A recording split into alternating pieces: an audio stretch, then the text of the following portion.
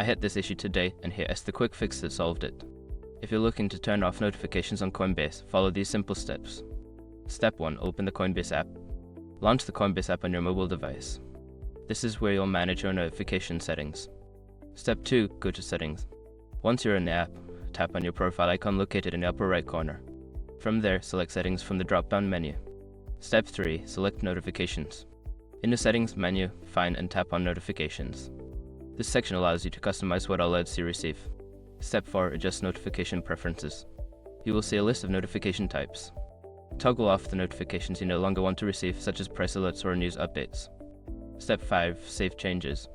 After adjusting your preferences, make sure to save your changes. Look for a Save button at the bottom of the screen to confirm your selections. Remember, if you accidentally toggle off important notifications, you might miss out on significant updates regarding your account. Happy trading, and enjoy a quieter Coinbase experience.